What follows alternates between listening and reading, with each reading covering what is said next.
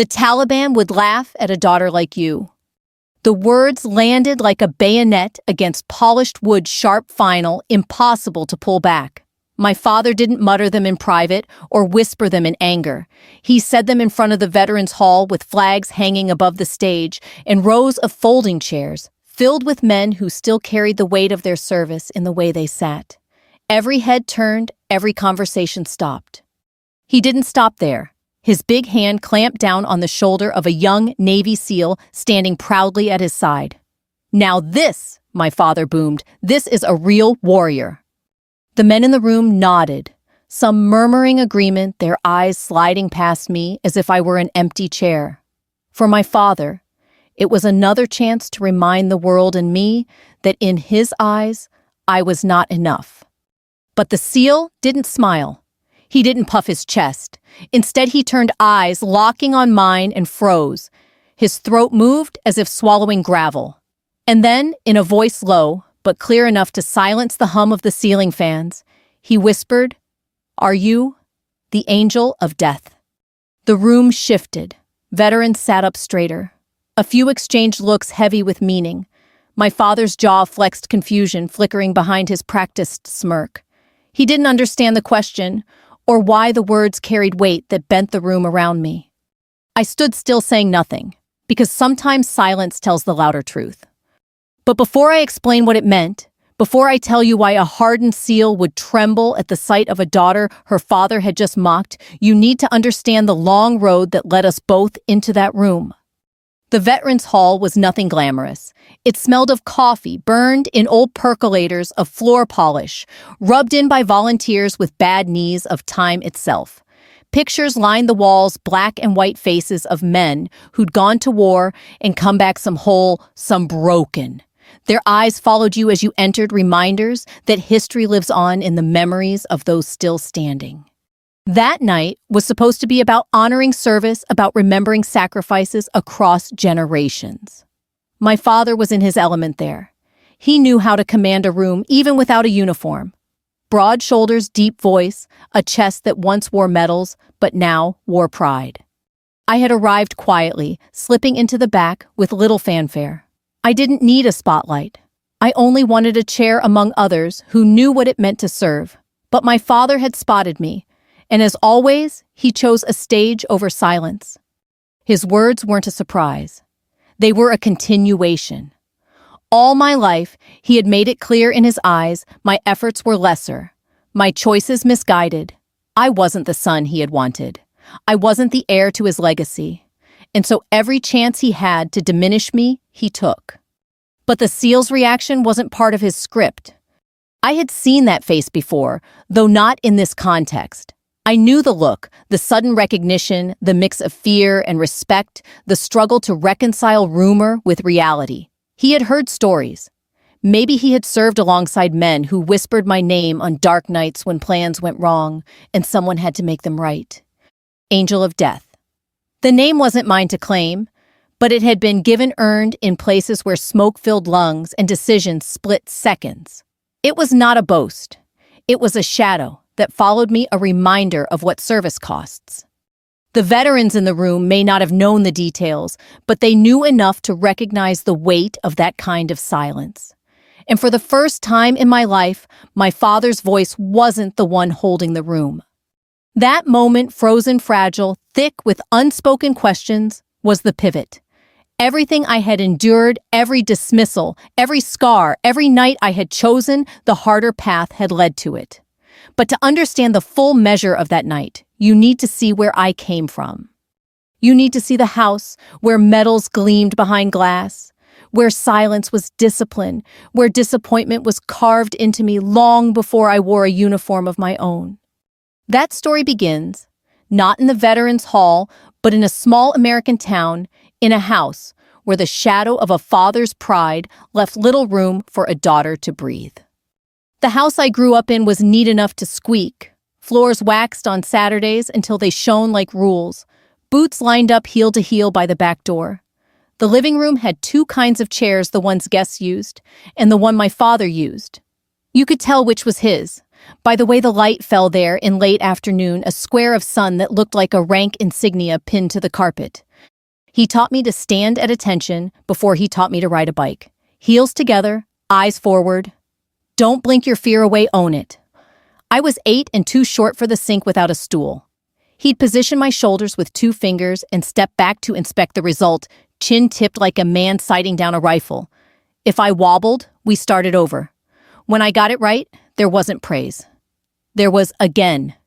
On Sundays, the house smelled like coffee starch and the lemon oil he used on the glass case that held his medals. He didn't talk about the days that earned them. He talked about polished spacing sequence. Precision is respect, he'd say, angling a ribbon a 1/4 inch to the left. The lesson took. Even now, I can't bear a crooked frame. My mother loved the house too, but she loved the people in it more. She was a teacher who kept sentences in her pockets the way other women kept mints. She slipped poems into my lunch bag. Frost when I felt stubborn, hues when I felt small. Read the last line out loud, she'd say, and I would, and somehow the kitchen got bigger. She never contradicted my father. She weathered him. Not all storms are meant to be outrun, she'd tell me, rubbing a circle between my shoulder blades. Everything in our town had a rhythm you could set a watch by. Flags on porches in May, parades down Main Street on the 4th, tractor engines in the distance, Friday night football, the VFW fish fry, where men with sun-spotted hands told jokes that had outlived 3 presidents. People looked at my father like he was a landmark, something you didn't need directions to find because it anchored the map. When I was 12, he took me to an Army-Navy game. The stadium breathed cold, brass bands clanged, and cadets in long coats moved like chess pieces someone else was moving.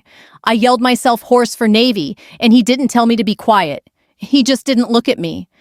"Leave those colors to men who can carry them," he said later, as if he were pronouncing weather. I kept my scarf on in the car so he wouldn't see my throat work. At 14, I learned the weight of an iron the way other girls learned eyeliner. Shirts had to crease like mountains on a map. He taught me to shave pills off sweaters with a razor, to fold socks by mating them, instead of balling them to stack cans label out in the pantry so you could inventory supper at a glance. I can still hear the pantry door clicking shut with the finality of a period. I was a good student in a school that liked good students. I ran hard because moving fast made sense when standing still didn't. I learned the smell of the gym floor in winter and the way chalk dust rises like fog in algebra class. When I brought home a perfect score, he said, like a man checking a watch against a clock. When I finished first in a cross-country meet, he said, "Don't lengthen your stride. Efficiency wins races." The first time I said I wanted to join the Navy, he didn't raise his voice. He folded the newspaper, lined its edges with the table, and said, "You don't have the Constitution." The word slid across the linoleum and stopped at my sneakers. I didn't know whether he meant stamina or law, maybe both. "You want attention?" he added, finally looking up. "Not service." My mother washed her hands at the sink like she was counting to 10 by rinses. I applied anyway, long after lights out, the application lit by a desk lamp, with a shade my mother had stenciled with tiny leaves. I wrote about the Chesapeake wind at dawn and the feeling of a formation moving like one long breath. I wrote about loving a country enough to argue with its less generous reflexes. I didn't show him the essay. I showed my mother. She read it twice and put it back in my hands like it was something I should be carrying for myself. "Keep this voice," she said. "The map will change. Your compass shouldn't." When the thin envelope came first, acknowledging receipt, I hid it in a book of state birds. When the thick one arrived, it was March, and the river behind the mill was all elbows and foam. I held the envelope to my chest and stood in the kitchen where the floor remembered every inspection. I waited until he was in his chair. I said, "Sir," because he trained that word into me, and handed him the future. He slid it with a letter opener, shaped like a sword, and read only the first line. "We are pleased to offer." He stopped. He slid the letter back into the envelope and the envelope back to me as if it were a hot plate. "We'll discuss logistics," he said. We didn't. At graduation, my mother strung white lights across the maple and set out lemonade in a punch bowl with a ladle too large for it. The neighbors came with potato salad and stories about how I used to sell them cookies door to door with my hair in crooked pigtails. My father had a meeting at the American Legion that ran long. When he got home, the lights had sagged a little with the heat, and the ice had gone to taste. He went to bed without stepping into the yard. The morning I left, the sky was the pale gray of a shirt before starch. My mother tucked 3 envelopes into my duffel. Open when you're lonely. Open when you're hurt. Open when you forget who you are. She hugged me so hard my ribs counted it. My father stood on the porch with his hands in his pockets and said, "Change the oil when it's time," and I said, "Yes, sir," and that was the blessing we had. At Annapolis, the plebe summer stripped everything that wasn't nailed down inside me and then tested the nails. I learned the taste of the Chesapeake on dawn runs and the feel of a rack sheet tight enough to bounce a coin and the math of keeping your mouth shut when it wouldn't add anything. My father's lessons made me efficient. My mother's made me bearable. On Sundays, I wrote home. I wrote about blisters and how a good blister is only bad planning made visible. I wrote about women who could outswim men who underestimated them, about how the dining hall sounded like 100 clocks arguing. I mailed 2 letters each time, one to my mother, full of adjectives, one to my father, full of nouns. His came back once unopened, a crease dead center, like he'd folded the sentence in half. When I commissioned bars, glinting under lights that showed every flaw in the floor wax, I mailed a photo. My mother put hers on the mantel. He tucked his into a drawer with batteries and rubber bands, useful things that eventually ran out. Then came the call you think you'll be ready for until it arrives: biopsy.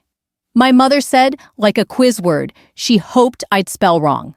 My father emailed the updates like weather numbers, dates, predictions. I flew home when hospice did. The house smelled like antiseptic and old flowers. The metal case still gleamed. My father stood by the window with his hands clasped behind his back as if a parade were late. My mother took my hand and said, "Keep flying." Not away, just up, and that was the last instruction I ever obeyed without revision. After the funeral, people brought casseroles to the door and didn't look past my father's shoulder. He told the same story 3 times about a storm that took down the maple but spared the flag, and no one corrected his math. I washed pans in the sink where I learned to stand still and thought about how love can be a house where the thermostat is always set to someone else's comfort.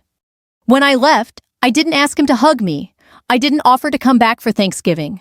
I put my hand on the glass case and let the cold teach me one last lesson. Respect isn't the same thing as permission. I saluted the man who taught me to stand and gave the rest of my standing to a country big enough to hold both our definitions of service. I didn't become who I became to spite him. I became her because the map kept insisting I could.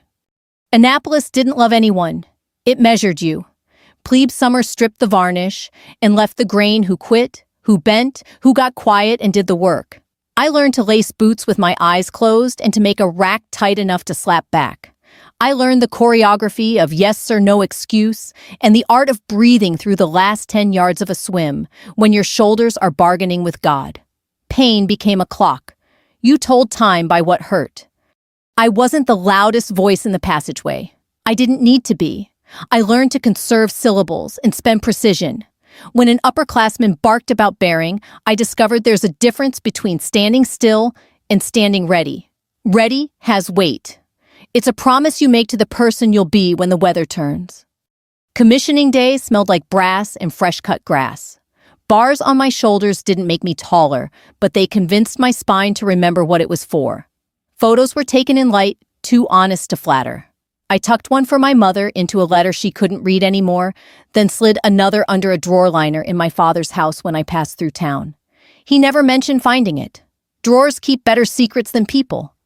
My first set of orders put me where maps fray, close enough to the teams to catch their weather, not close enough to wear their trident. The pipeline wasn't mine, and I didn't argue with doors that didn't swing. I went to Coronado anyway because that's where the work breathed. The Pacific hit you with both hands. Sand got everywhere on purpose. Men moved under logs like vertebrae in a single spine. I learned to run their pace without stealing their place. At first, ma'am came with a question mark. I answered it with plans that landed on time and briefs that didn't waste air. I learned their language, how to listen when the least talkative man finally speaks, how to translate a grunt into a concern and a quiet into a tell. I put comms where hands could find them, in the dark batteries where hope said they'd live longer, in water where pride would still drink it. There's a romance people assign to combat that doesn't survive the first inventory. War is logistics. Courage is a schedule you keep when the clock hates you. My job was to thread routes through neighborhoods that argued with themselves and to draw contingencies like spare ribs around the heart of a plan. I stopped caring who got credit. The metric was who got home. In the desert near Nyland, under a sun that took things personally, we ran shoot house drills until the plywood smelled like burned toast. I watched patterns, who cleared corners with their eyes and who cleared them with their mouths, which men lingered half a beat in thresholds like they were reading mail. I kept a green notebook with pages stiff from sweat. Hilla Chief, with a map of scars and a laugh like gravel, glanced at my scribbles and shook his head. "You like webs," he said. "You're setting silk I can't see." I told him seeing it wasn't required. Feeling it would do.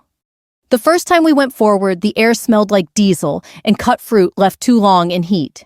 Radios chattered like old men. We worked out of a borrowed room where the strip light flickered and the table wobbled under my overlays. The target was a bomb maker who knew our rhythms better than some of our rookies did. He bought bread at dawn and death at noon. He liked the back door on Thursdays. We planned for Thursday and went on Tuesday. The bread man counts change slower on Tuesdays. I'd watched 3 months of his wrists. When a truck stalled 2 blocks short of its mark, I didn't get poetic. Route C Church, I said 3 steeples in a line on the map, a word you can say, calm. The pivot held. At the corner with the blue door, the target reached for a phone that didn't wake. We'd lulled its tower with a sleep it couldn't argue. Hands went behind his head like the end of a prayer. No fireworks, no headlines. Success that would never be a story because it left everyone breathing. Back in the room, Hill peeled off gloves and tapped the web of grease pencil lines like he was testing a fence. "You spun it," he said. No smile, just the acknowledgement men give each other when the world didn't get worse. A kid from Louisiana drew a little hourglass in the corner of my map with a Sharpie. "Angel," he joked. I told him to find a better pen. We didn't write legends in permanent ink. But words travel. On dusty flights and in chow halls, where coffee tastes like discipline, rumors roll up their sleeves. The name drifted in from the enemy, first an insult meant for the night sky, when the AC-130 stitched light into ground, and someone up there kept deciding where not to shoot. I wasn't the one on the gun. I was the one who made the picture steady enough to aim. The angel of death, someone snarled over an intercepted call, and the phrase found me on the ground, not because it fit, but because it stuck. I never used it. Others did. A visiting commander shook my hand once and tried it on like a jacket. I slid it back across the table. "I draw maps," I said. He grinned. "Maps that make men feel immortal for 10 minutes. I'll take that." It didn't always hold. The first time a plan tore in my hands, it ripped loud. A dog we hadn't accounted for found courage at a bad moment. A helmet light went dumb. A motor coughed a confession at the worst corner. I heard it in voices before I saw it on feeds the half note higher, where fear lives. "Hold 2, I said. 3 window, not door. 4, your pivot. 1 breathe." It sounded calm because it had to, not because I was. Afterward, I sat on my hands, so they'd stop shaking.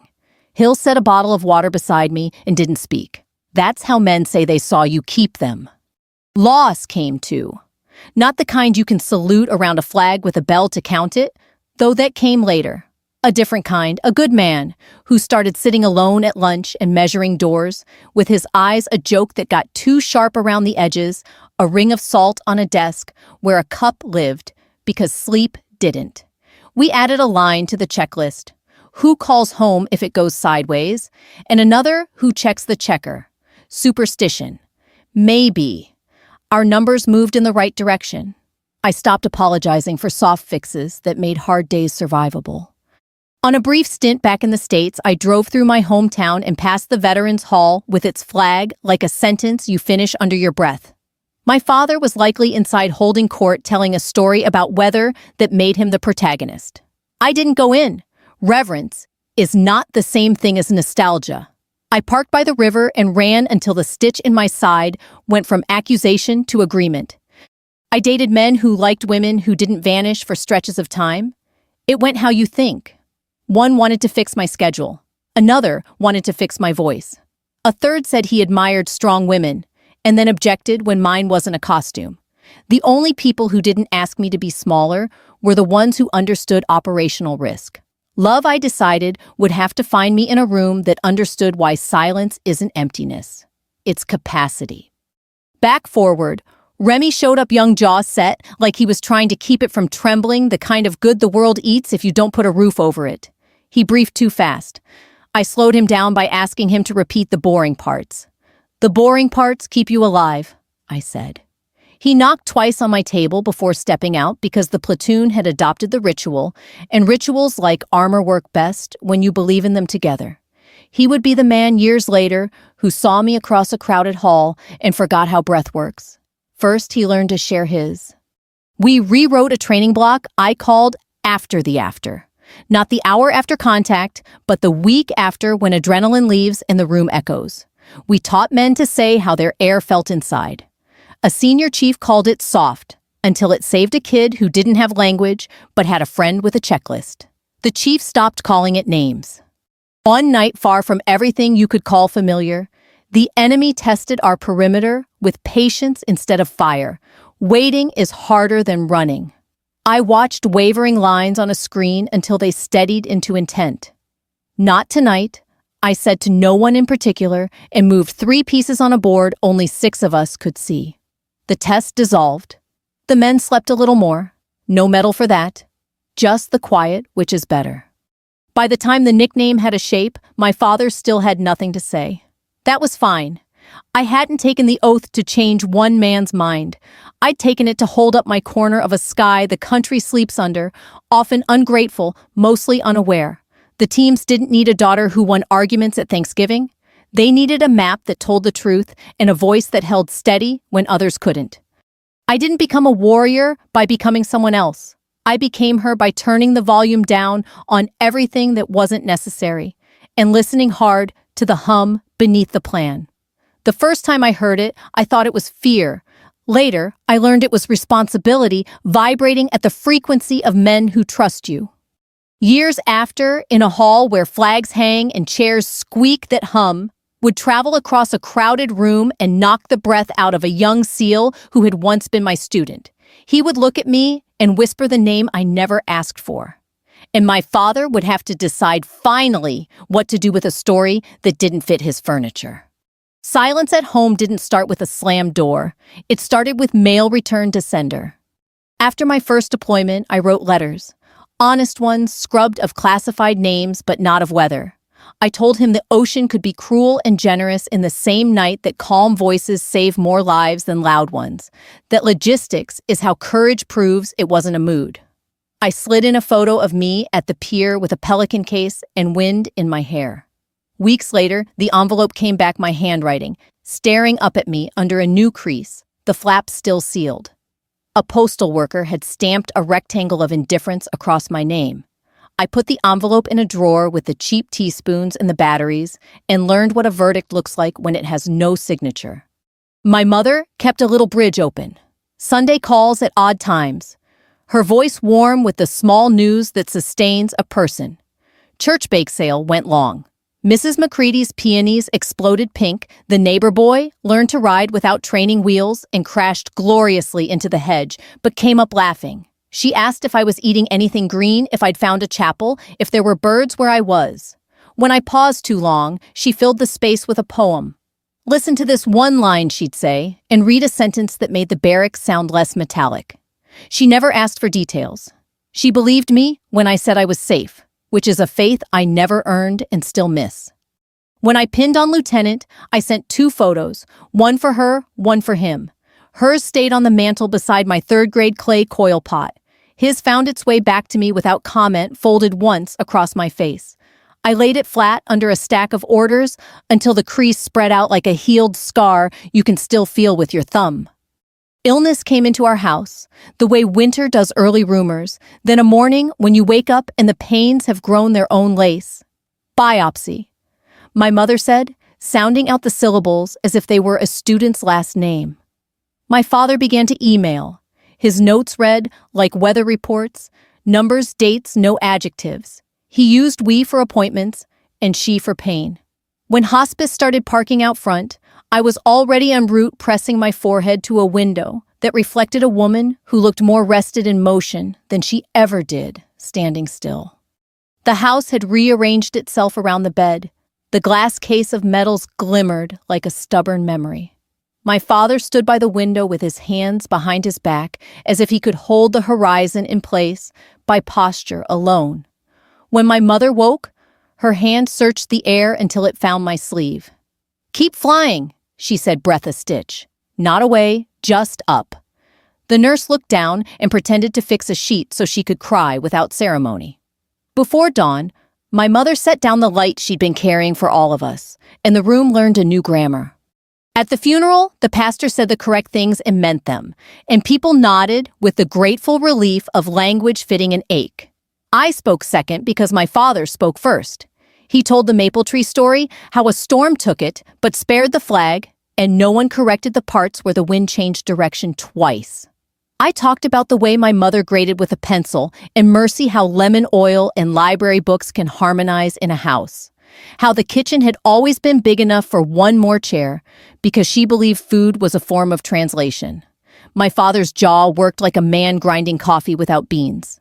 After the casseroles shuffled through the door with their tinfoil hats, and people touched my father's arm and called him sir, even in our kitchen, he let them. I washed dishes until my hands pruned and thought about how grief is an inventory of what remains. When I left, I didn't say call me. I knew he wouldn't. I did something softer. I adjusted the angle of a crooked frame on the wall, kissed my palm, pressed it to the glass over a photograph where my mother's laugh had been caught mid-flight, and walked out. Back at work, I added a line to the pre-brief, "Who calls your people if it goes wrong?" Hill didn't blink. He started carrying a laminated card with 4 numbers on it and told everyone else to do the same. We made another habit. After action, after the after action, ask a quiet man to tell you what the plan sounded like inside his head. It saved us twice before anyone admitted it mattered. Culture changes on a schedule slower than flights. We kept at it. Now and then, I dialed my father late when courage masquerades as insomnia. He answered with the careful hello of a man expecting a survey. I asked about gutters and how the porch paint was holding if the old flag was due for retirement. He asked if I'd changed my oil, whether tires go soft in desert heat. We spoke in nouns. When I hung up, I ran a mile in the dark until my breath remembered who it belonged to. Promotions came like seasons you swear you didn't order. A rumor about my nickname drifted beyond rooms where it had any right to live. I didn't chase it. Remy sent a postcard from a school he'd sworn he wasn't good enough to teach at your checklists. Makes sense. And I stuck it to my wall with blue tape because some truths should leave marks when they're gone. My father sent a card on my birthday with his name typed under the closing, the way he used to sign forms for field trips. The absence of ink said more than the letters did.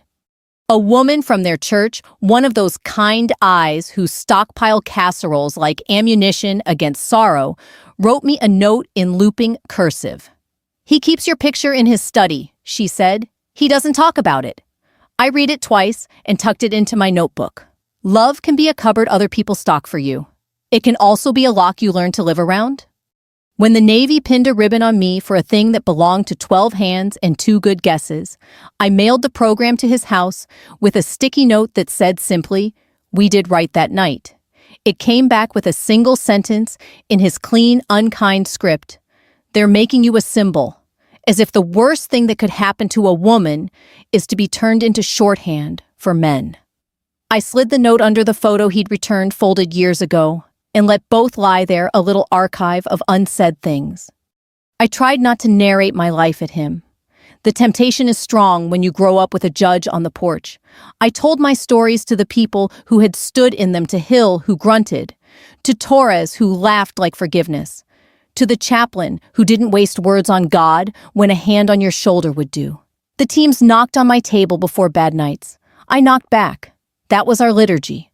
Once on leave, I sat in my car across from the Veterans Hall and watched men in ball caps and clean jeans go in. My father held the door for two widows and said something that made them touch his arm. He is not an unkind man, I reminded myself. He is a man who put his kindness on a shelf he couldn't reach once the years stacked their boxes in front of it. I drove away before I had to turn that sentence into a conversation. What I learned in the quiet is that approval and respect are different currencies. One spends easy and buys applause. The other buys sleep. The work taught me to measure my days by the number of people who went home, not by the number who knew my name. Silence used. Right can be shelter. Used wrong, it's a cell. I refused to live in the one he built, so I built my own with open windows and a door the men could knock on twice.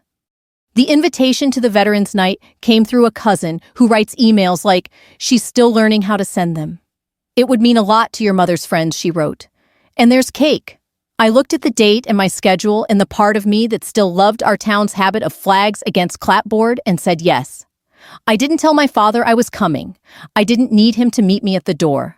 I needed my shoes to walk into a room where other men's stories live on the walls and let mine sit quietly among them. If you've never been in a room that knows what service costs, you can't know the sound it makes when someone says a sentence that betrays that knowledge. It's not a gasp. It's a recalibration, a low shifting of weight on chair legs as people decide whether to stand or stay seated and become smaller. I didn't yet know that my father would choose the sentence he chose. I did know this, I had learned how to stand.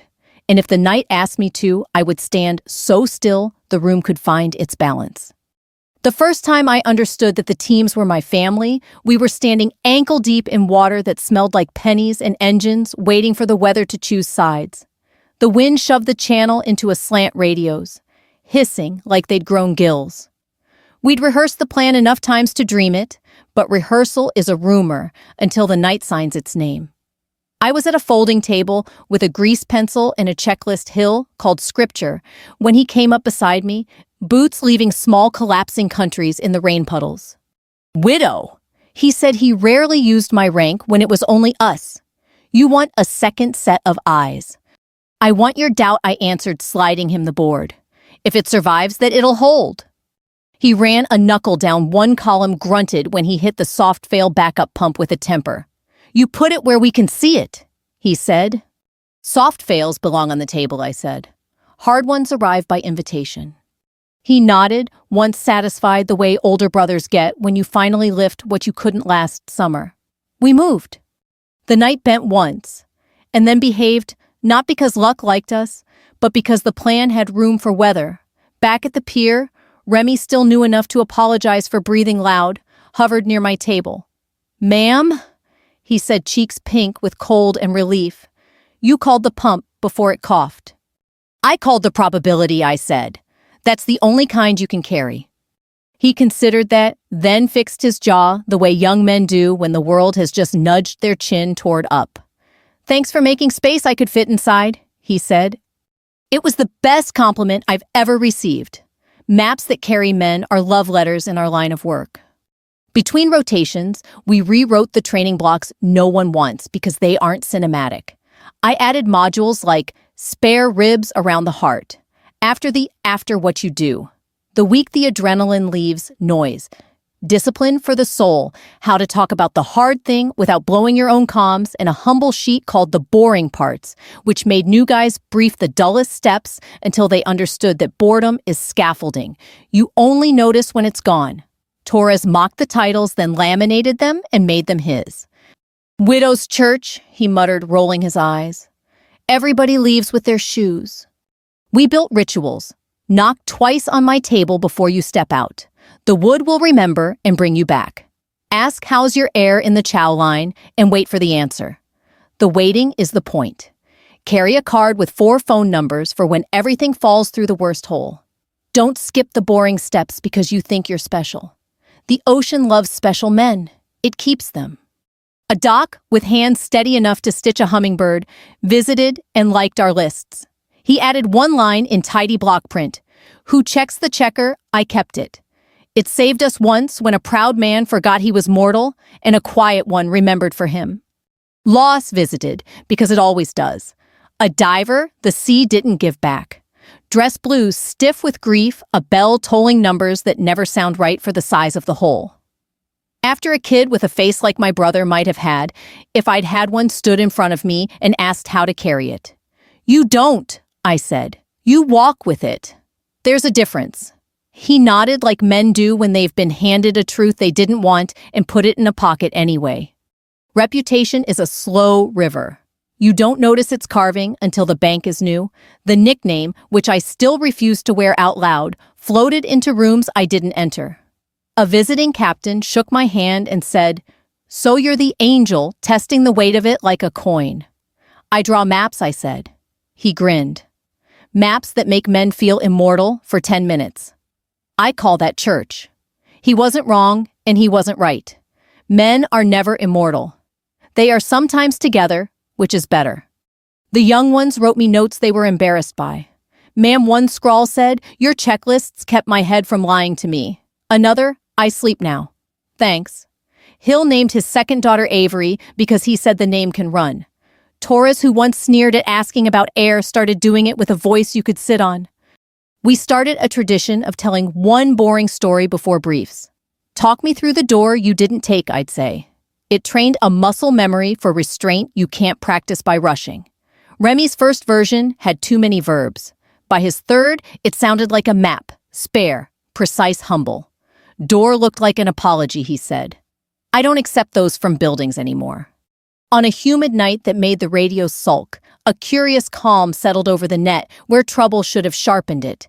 Patterns in the corner of my eye tried to grow teeth. "They're testing patience," I said. That's the nastiest weapon on slow nights. I moved 3 pieces on a board only 6 of us could see. The test ended before it grew a story. No one pinned anything to anyone. The men slept. I count those as my favorite kind of win, the ones the world can't find. Love wandered in, once wearing an easy grin and a civilian schedule. He liked the way I laughed like a person who'd earned oxygen and wanted to share. He didn't like that my phone sometimes rang at 0200 and I left without promising to come back on time. We made a try of it. He wanted to fix my calendar. I wanted to fix his idea of bravery. We called it before it turned cruel. "You deserve someone whose storms don't have names," I told him. He said I deserved to be understood. We were both right, and not each other. Remy grew into his boots the way maples do slow, until one spring he was taller than the fence. He learned how to hold a room with fewer words, how to nod at fear without surrendering his keys.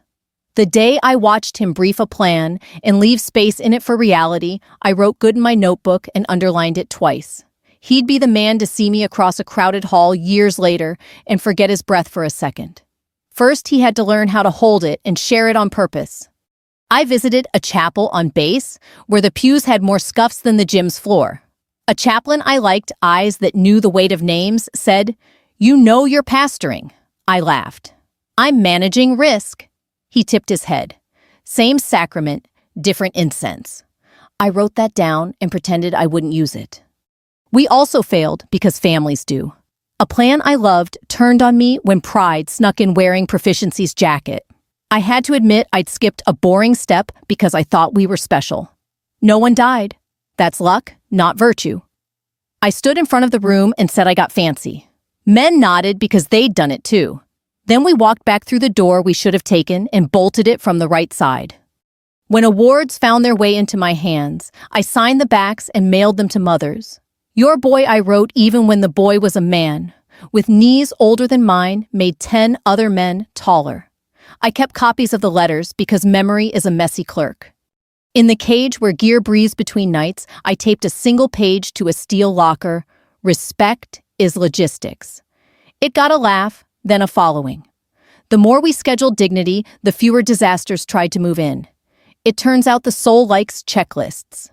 Back home, my father's silence kept its posture. He was still the man people thanked at the grocery store for a past they recognized. He still told the maple tree story now, with added thunder for drama. I didn't write to correct him. I wrote plans for men who would be alive next month because I chose a slower verb.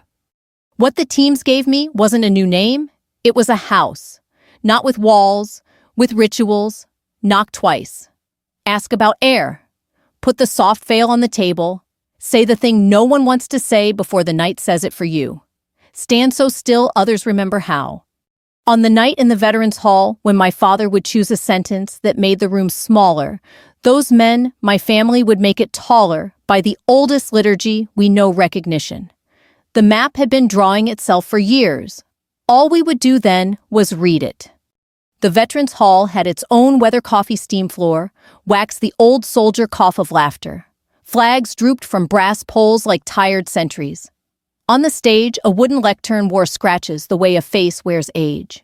People I'd known since childhood moved among the folding chairs with plates of sheet cake and that small-town grace that survives even when the news forgets it. I'd come to sit quietly in the back clap when names were read and drive away along the river with the windows down, letting the town talk to me in the language of trees. My father found me before the pledge. He was a landmark in rooms like this. Men in ball caps called him Sir. Without thinking, women touched his elbow as they passed like he carried luck in his sleeve. He put himself between me and the aisle, the way a man positions for a speech he hasn't been asked to give. The young SEAL beside him stood at ease with that unteachable economy of motion. I knew him before I knew his name. You can tell a team guy not by the trident you can see, but by the way the eyes count doors. "Gentlemen," my father said, raising his voice half an inch, and the room with it, "may I borrow your ears for a moment?" It wasn't a question. Conversations folded. Forks paused mid-air. He didn't look at me when he spoke. He looked out beyond me, as if I were a smudge on a lens he could wipe away with a better angle. "The Taliban would laugh at a daughter like you." He said it like weather, like a forecast no one needed to argue with because the clouds were already here. Chairs creaked. Someone coughed into a napkin. A veteran in the second row narrowed his eyes the way men do when they've misheard something they hope they misheard. I could feel the old floor listening its boards, tuned to this town's frequencies of pride and shame. My father clapped the SEAL's shoulder claim laid with a palm. Now this, he announced, his baritone warming to the theater of it. This is a real warrior. He squeezed performing pride like a man tuning up an instrument. The young man didn't smile. He turned to me. Recognition is a quiet explosion. First the micro flinch at the corners of the eyes, then the hard swallow 2 beats high in the throat, then the way the shoulders square to something nobody else can see. He froze, breath snagging on a hook only he felt. The room caught the silence like a cold. He spoke low, but rooms like this carry what they want. "Are you?" "The angel of death." The words ran along the chairs like current. A veteran in the back straightened. Another took off his cap without meaning to. Someone whispered, "What did he say?" And the widow beside him answered, "She's somebody." The ceiling fans kept their slow rotation, as if the air hadn't changed density. My father's mouth tried on a smile that didn't fit. Some nickname he said to the room, light, dismissive. Stories get taller in the telling. The SEAL's gaze stayed on me. Respect steadied his voice. "Ma'am?" he said louder now. "Because the truth doesn't have to whisper twice. You ran the web at Kara. You spun the roots at Al Noor when the trucks..." He cut himself off, remembering classification like a rhythm. "You kept us breathing." He corrected. "I owe you." I didn't ask for testimony. I've never liked what it does to a room. "Team effort," I said. "Always." A man near the trophy case cleared his throat. Which outfit, he asked, reflex more than curiosity. The SEAL answered with a shrug that protected the particulars and offered the essence. Enough, he said, a soldier's way of saying everything that matters without breaking anything that still needs mending. My father adjusted his stance, drawing himself taller the way a man reaches for rank when the map he trusted redraws itself under his feet. "She files papers," he said, half to himself, half to the veterans who had spent decades letting him narrate the weather. "She doesn't." "Sir," the SEAL cut in respect wrapped around steel. "With respect, she doesn't file." It wasn't defiance. It was a correction delivered in the grammar our world uses when the stakes include what men carry into dark rooms. I could feel the room thinking. Veterans shifted weight forward on chair legs. The MC, a woman who had bandaged half the town's playground knees, hovered near a microphone and then put it down. She knew better than to interrupt a space learning its new gravity. A cousin with my mother's eyebrows said softly to no one, and everyone, Uncle Frank. I think maybe you don't know everything she is. Silence can be a hammer. Tonight it was a door. People started walking through. A Vietnam vet stood. His jacket rustled like leaves. He didn't salute. He placed his hand over his heart. The gesture traveled one man, then another, then a woman with a service ribbon pinned to her blouse. Remy, who had been hovering by the coffee urn, trying to be invisible, came to attention, without meaning to chest rising like a tide that had found the moon again. No one shouted attention on deck. That belonged to other nights, but I felt the old liturgy move through the room. Recognition not noisy, not performative, just the body's honest answer to merit. My father stared at the flag. You can tell when a man is using it as a shield. He muttered legend-making under his breath, a small stone tossed at a glass he knew was already cracked. It isn't legend, the seal said, eyes still on me voice, gentle as if he were offering my father a map rather than a verdict. It's a record. I set my cup down. It sounded too loud. I didn't come for this, I said to the room, because humility is a kind of truth, and so is setting expectations. I came to sit among people who understand cost. A woman from church white hair, coiled into a bun that meant business, stepped closer. We can do both, she said. Sit and understand. She touched my forearm the way she used to steady first graders on slick hall floors. Dad turned to me for the first time. There was something like weather in his face, clouds trying to decide if they were thunderheads or mercy. If any of this is true, he said, the sentence punctured by a breath he didn't want to show. Why didn't you tell me? Because you never asked would have been easy. True is not always kind. Because I couldn't, I said, and left it at that. He heard the rest.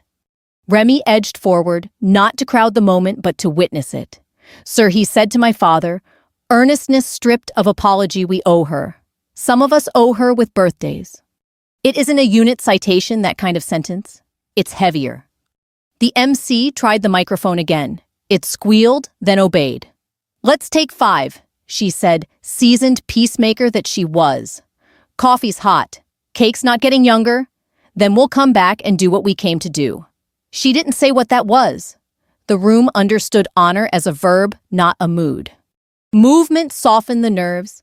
People queued at the coffee urn to perform the sacrament of small talk that carries big truths. We're proud of you, said a man who taught me to bait a hook when I was 9.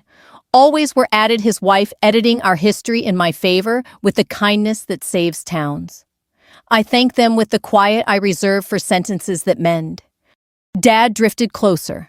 He looked at my face, not like a judge, but like a man reading instructions in a language he should have learned 30 years ago. I expected a son, he said, each word set down as if it might explode. That was my mistake. He swallowed. I don't know how to be this. A student, I offered. Small, he said, almost smiling at his own honesty. Wrong. Then start there, I said. I didn't reach for his hand. Mercy is not always touch. The seal, Remy, now because names belong in rooms where truth has landed, lifted his cup toward me, a minor salute. Ma'am, he said, voice steady again. Thank you for the boring checklists. The boring parts keep us, I answered. He looked at my father with the complicated respect a good man offers the past. Sir, he said, you raised someone who makes men come home. My father didn't know where to put that sentence. He let it rest on the table between us like a folded flag. When we returned to the chairs, the pledge sounded different voices, lower, steadier, the way you speak when you feel included in the story you're reciting. During the reading of names, a few heads turned my way without asking for more. They weren't hungry for details. They were full on recognition. By the closing prayer, the room had resettled into ordinary. People scraped chairs back and hunted for coats. But ordinary had moved. The floor knew it. The picture frames on the wall knew it. Yeah, so did the old lectern with its scratches, as if stories had been carved into it by fingernails during speeches no one remembers now. We had edited the town gently. It had agreed. Outside, the night smelled like rain, pretending it had changed its mind. My father stepped into the doorway, hands in his pockets like a truce. "Drive safe," he said, which is what men say when they mean a dozen other things and can't find doorways into them yet. "Always," I said. Behind us, Remy knocked twice on the lintel as he passed under it. Habit, liturgy, love. The sound was small and immense, at the same time the kind of knock you can hear years later when rooms go quiet and you need to remember how to stand. The town folded itself back into evening the way old flags fold into triangles, carefully with corners meeting where they should. I didn't drive straight out.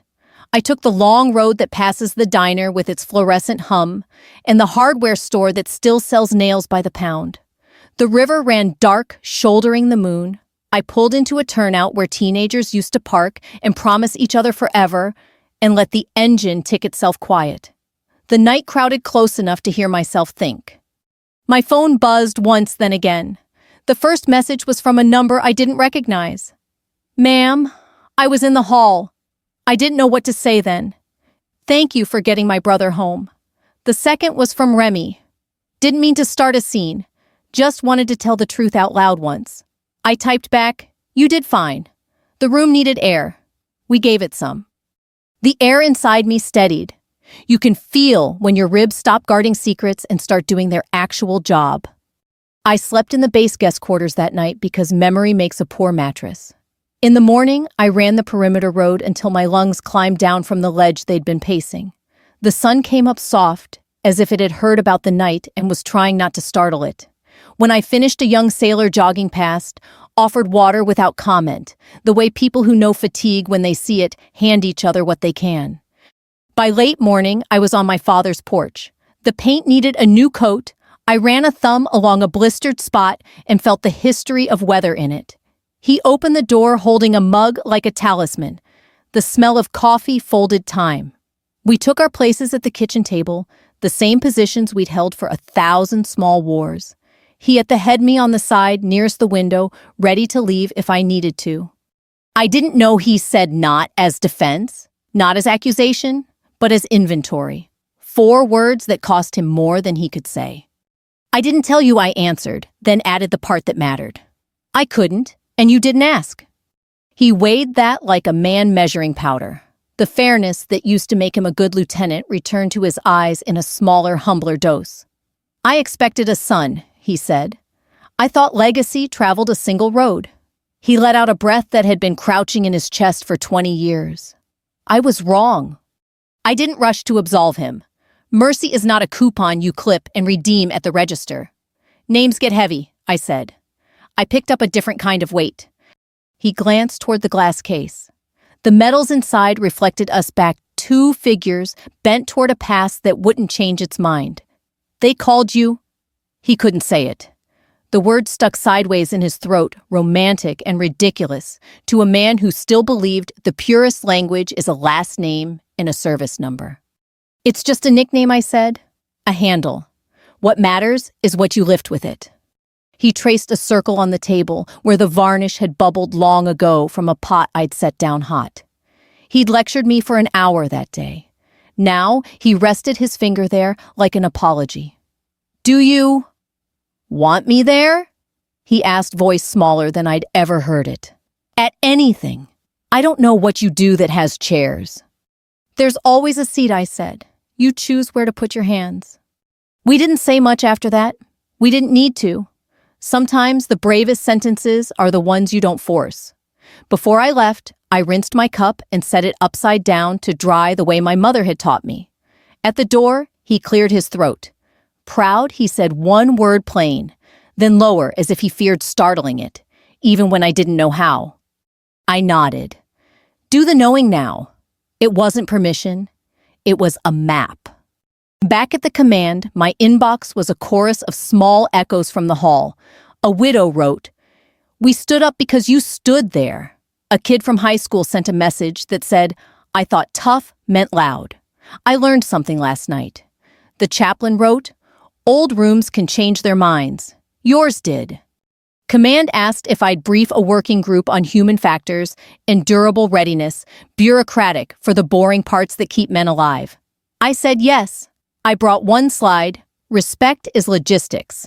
It got a laugh, then a note-taking hush.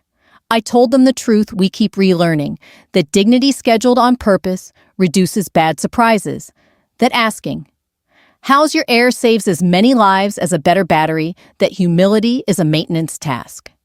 After a young officer caught me in the hallway, "Ma'am, how do you lead when the room resents your pronouns?" I thought of 20-year-old me in a kitchen with lemon oil and no adjectives. "Show your math," I said. "Share your credit. Knock twice before you enter any soul." She wrote it on her palm like a field order. A week passed, then two. An envelope arrived, addressed in neat, uncompromising letters I'd recognize on a form line from across a gym. Inside was a clipping from the local paper. No photo, just a 3-paragraph report about the Veterans Night and a sentence that read, "The community stood to honor service." Beneath it, in his small script, "I should have stood sooner." I pinned the note on the wall beside a map of a county that doesn't need mapping and let it do what maps do. Change how you move through a place you thought you knew. Remy stopped by on his way to teach a block he'd once sworn he wasn't ready for. He brought his mother's pecan pie in a dented tin and an uneasiness with my office chair. We sat on crates because chairs lie about power. I didn't freeze to make him small, he said. I froze because truth caught up and I didn't want to drop it. "You held it," I said. "That was enough." He knocked twice on the door jamb when he left the small sound that has become our amen. On a Saturday, with the sky practicing spring, I visited the cemetery. The grass had grown back over the places grief had scuffed. I stood by my mother's stone and set my palm against it. Skin conducts certain messages better than air. "We're learning," I said. Slow, but not in the wrong direction. A breeze worried the oaks and turned pages somewhere I couldn't see. People ask me about the nickname. They want the origin story the night it got said first, the neat alignment of myth and moment. I tell them the truth. It doesn't matter who said it. It matters what you do when someone brings you a name you didn't order. You can spend your life performing it, or you can use it like a tool lever, ladder pry bar to lift what needs lifting. I chose the second. When I hear Angel of Death, I think of the soft fail on the table. The boring part that kept a man's birthday on the calendar, the room that stood because one person stood still. If you were in that hall, you remember a specific sound: chair legs, rolling forward and then up the oak floor, accepting weight it had been waiting to hold. It wasn't applause. Applause is hungry and spends quick. This was steadier, the sound a community makes when it edits itself toward courage. Blood didn't salute that night. Honor did. That's the sentence I keep. Not because it flatters me, but because it reminds me where to put my hands when old rooms get new weather. If this story sat with you, if it reminded you of the person who stood for you when others didn't, or a room that changed because a truth finally spoke, take a breath with me. Leave your moment below so someone else can borrow your courage on a hard night. And if you want more stories that carry weight, without shouting about service, mercy, and the quiet kind of reckoning, stick around. Share this with a friend who needs the map. Subscribe if you want the next story waiting when you're ready. We rise straighter when we rise together.